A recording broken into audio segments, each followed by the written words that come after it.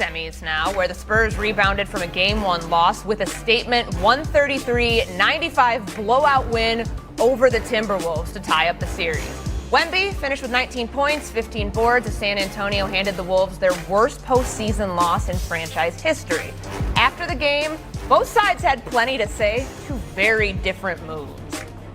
As Pop says, it's never, when you win, you're never as good as you thought you were. And when you lose, you're never as bad. Or rarely. So, obviously stay humble and keep working.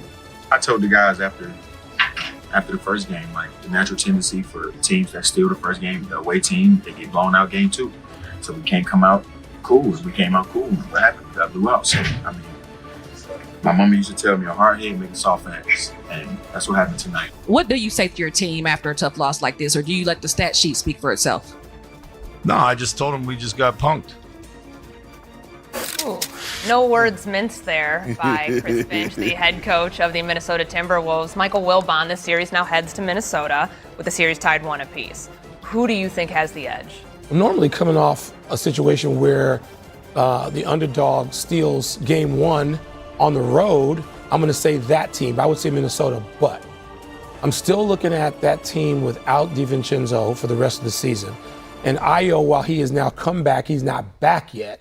And if you had those two guys and you work them in and you can put them on Castle and you can put them on De'Aaron Fox and you can have them available, I'd say Minnesota, given they also have gone to the last 2 Western Conference Finals, I'd say Minnesota, with that series swinging to Minneapolis, has the edge.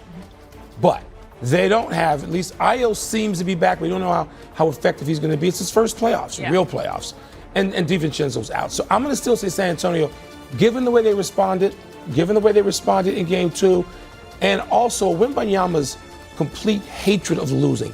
Yeah. That's what I love. That trait about him, we talk about all the physical attributes, his emotional and psychological makeup, and it just reminds me of the great players of all time. And Perk, you played with some guys like these, and Stephen, you and I have covered these guys forever. The guys who hate to lose and are going to drive their teams to respond after a loss, I'm always going to lean in favor of that, and that swings it back for me. Okay. All things considered to San Antonio. I think it's funny because I thought about you seeing Ayo in that game against against the Denver Nuggets, us as Bulls fans. If only. Makes me crazy. If only that could have happened for our team. But Perk, how do you see this series with Minnesota now? It tied up 1-1 with the Spurs. It goes up to Minneapolis. Who has the edge? The Timberwolves have the edge. Last time I checked, they got home court advantage. And I agree, Wilborn, that, Wemby has a hatred for losing, but someone else on the other side also has a hatred for losing, and Anthony Edwards. And the Minnesota Timberwolves are fantastic at home. They have developed an atmosphere over the past 2 to 3 seasons in that arena where it's a tough place to play in. They're undefeated at the crib this year, by the way. And we all know, because Wilborn, I've been watching you since this morning. I watched Greeny and Wendy and Monica and Allen. No one brought up home court advantage. No one brought up what it feels like in role players playing better at home. I said this a few days ago. San Antonio was in a must-win situation. They was going to come out with a certain level of desperation and tenacity and come out with an edge and come out with, like Fish said, they punked them. But at the end of the day, you heading to Minnesota. Did you hear Anthony Edwards' post-game interview outside of what we played? He said he expect the crowd to be rowdy and loud. They gonna be drunk. It's gonna be rocking. This was his comments. So what he's saying is, we're coming home. The series is tied 1-1. This is a dangerous place to play in.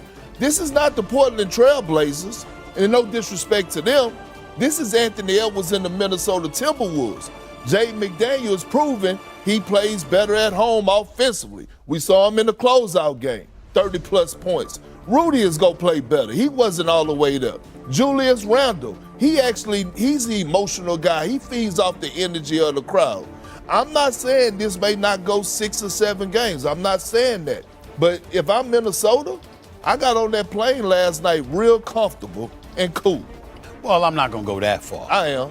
When you get your ass kicked the way that they did, you don't get on the plane comfortable. You get on the plane with an attitude. you know what, we got something. I mean, they came back and smacked us. And our coach and our star said we got punked. And we got to do something about that. You're not feeling comfortable after an ass whipping. You're feeling urgency. Because what you don't want to happen is for San Antonio to get game 3. You see what I'm saying? Even if you split, you're almost better off losing game 4 than you are losing game 3. You lose game 3, San Antonio has the momentum and they push you on the verge of being on the brink. That's problematic. You don't want to be in that situation when Minnesota after you just won game 1 and then all of a sudden you get smacked around 2 consecutive games. That's not, the back and forth was one thing, but to get smacked around back-to-back games, I don't think that will bode well for Minnesota. So my answer to this question for the moment is going to be, San Antonio. I'm looking at them as having an edge right now because they've got Minnesota on its heels. Even though it's 1-1 and it's going to Minnesota, you've got Minnesota feeling an urgency to winning game 3 because of the manner in which you lost game 2. That's how I view it. Well, it's going to be a physical series, and now the Spurs are really going to be tested because what did we witness last night? Right. We saw people ready to get their feet hot on the floor. We saw some technical fouls. Right. We saw some noise talking. Right. We saw a whole lot of that type of energy. So now you have to travel and go on the road. And I'm a little disappointed in you and Wilborn. I was getting ready to say Wilborn. Put Wilborn up on the camera, please, because I want to see this, man, when I say this. Yo, Wilborn, we need to be disappointed in this brother. He all over the place. Let me tell you this. Wilborn, you think you all over the place. Basically what my schedule, the days are over. I see the Wilborn, all these shows he did yesterday and everything. I like, damn, that's how my life used to be. Okay, but now it's you. Go ahead, brother. Take it away. The point is this. Big Perk, San Antonio Spurs are going to win the chip. Then he goes from that to, if they lose game 2, they going to get swept. Then he goes from that to saying, look, right now, Minnesota has got the edge. Perk is all over the damn place, but he talking about us, and you disappointed in us. We disappointed in you, young big bro. We disappointed in you. Let me defend Perk to this extent, Stephen A. Because I heard what he said, and Perk, you did say if San Antonio loses game 2. You did say that. I'm just trying to be accurate. And so, listen, if they lost game 2 last night, they would be in every bit as big a trouble as Perk suggested. I just think that the injuries, Perk, I'm only going with San Antonio has the edge because of those injuries. Because, again, if you put DiVincenzo healthy out there and you put Ayo out there and you got Ant, and he can turn into a free safety defensively if he wants to, and you got those two and the fouls and the coverage, but you don't have them. And I know that Finch is so terrific at using his bench and deploying those players in various ways strategically. I just think they get handicapped, even going home, unless Ayo can come back and be the person that Courtney referred to earlier, be the person that he was in that first series where he drops 40. He didn't even need to drop 40.